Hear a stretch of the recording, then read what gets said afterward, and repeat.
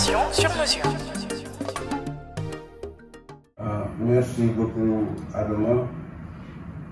Monsieur le Président de la Fédération française de basket, cher ami Jean-Pierre César, Monsieur les membres de la délégation française, Monsieur les membres de la Fédération sénégalaise de basket, chers amis de la presse. C'est pour moi un immense plaisir de recevoir à Dakar M. Jean-Pierre César pour tout ce qu'il a fait pour le développement du basket africain en général et du basket sénégalais en particulier. J'ai été l'année dernière, au mois de janvier ou décembre de l'année dernière à Paris en compagnie de mon secrétaire général avec plusieurs autres présidents de fédérations africaines. Voilà, pour discuter de coopération entre la France et les pays africains. Je pense que c'est la seule fédération au monde qui fait ça pour l'Afrique et ça mérite d'être salué. La coopération entre la Fédération sénégalaise de basket et la Fédération française n'est pas nouveau. Elle date de longtemps parce qu'aujourd'hui, ce n'est pas la signature, mais c'est le renouvellement d'une convention qui a permis à la Fédération sénégalaise de bénéficier pendant plusieurs années du soutien de la Fédération française de basket.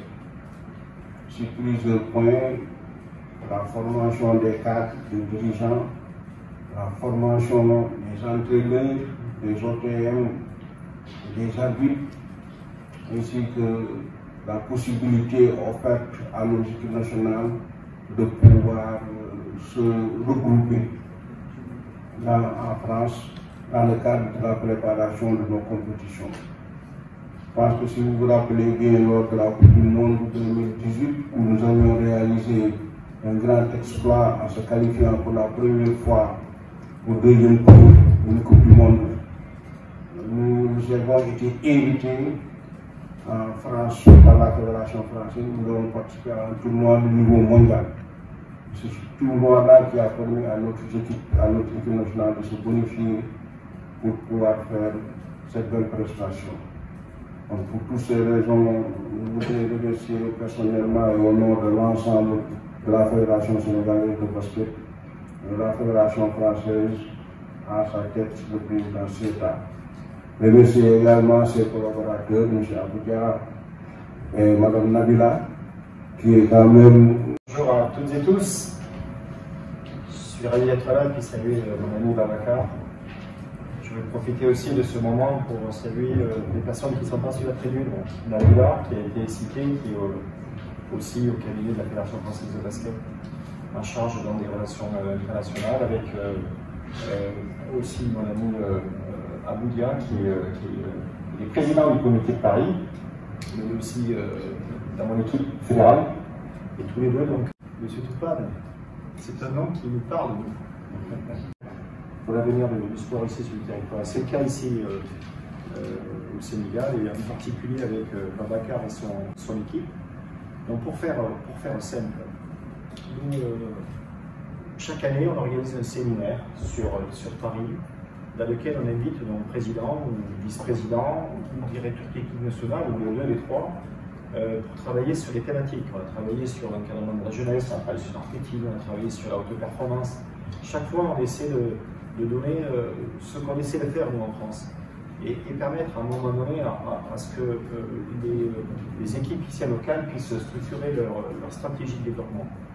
Ça me paraît important. Et ensuite, essayer de faire de l'encadrement directement sur le terrain, à l'image de ce qu'on a fait ici pendant ces 3 jours avec, je rappelle quand même, deux personnages importants du basket français. C'est Alain Weiss, qui a une carrière exceptionnelle, qui est aussi prof d'université, donc quelqu'un qui a une pédagogie assez développée, et puis bien évidemment dans la fin du pays, je dirais avec Mousse Sonko, qui a été un brillant joueur et qui maintenant s'est engagé dans une carrière de coach. Donc je pense que j'ai discuté avec les stagiaires qui sont là, ils ont tous, je pense, ravis de cette expérience. Voilà, donc ce qu'on veut, c'est allier ça, allier la vraie réflexion stratégique et ensuite le travail de terrain. Je pense que c'est important. Moi, je dis très souvent que quand on a, par exemple, dans un pays une dizaine de très beaux joueurs, c'est chaque année, c'est 10 joueurs partent, le pays doit redémarrer à zéro ce travail. Si derrière, vous arrivez à mettre en place une vraie politique de moyen terme dans laquelle vous sortez 100 joueurs au lieu de 10, si les 10 partent, c'est pas grave. Vous en avez 90 qui vont permettre de développer ce terreau. Donc c'est ça qui est important. Et surtout qu'on puisse permettre à ces joueurs et ces joueuses d'avoir toujours envie de défendre les couleurs de son pays. Ça, c'est important. Je voulais aussi saluer l'initiative de la balle et de mon ami Amadou Fall, qui arrive ce soir, je crois, Amadou.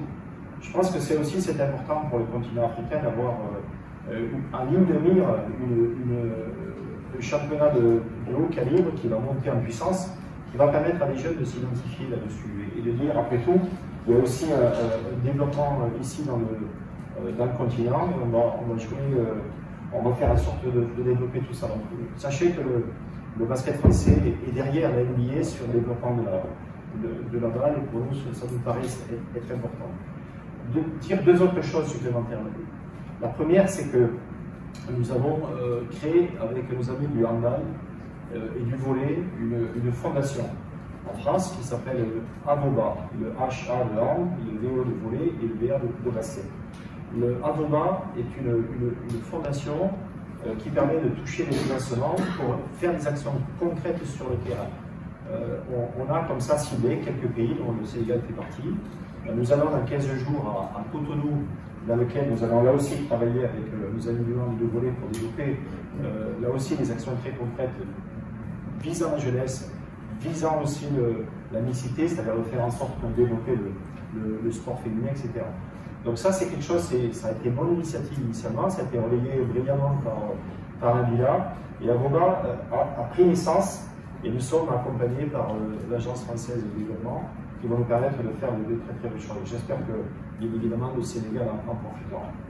La dernière chose que je vais dire aussi, parmi les multiples fonctions que j'ai en France, je suis premier vice-président du comité olympique, et j'ai en charge donc de toute la stratégie internationale. Je suis secrétaire général de l'association francophone des comités olympiques. C'est une association qui regroupe une soixantaine de membres, les CNO francophones, plus ce qu'on appelle des alliances.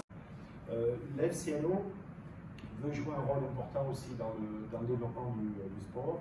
On travaille avec l'OIF, on travaille avec la Conféges, et ce qu'on veut, c'est que l'FCNO puisse être présent. Il y en a en ligne de mire aussi, je pense un moment très important pour vous, c'est les Jeux Olympiques de la jeunesse en 2026, avec, je dirais, toutes les lumières du monde vont être centrées vers Dakar, ici, puis vers le Sénégal.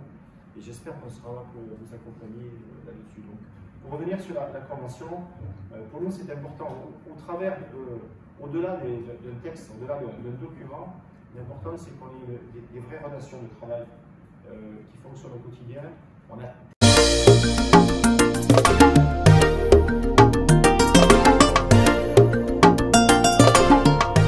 Dakar 24 Info, l'information sur mesure.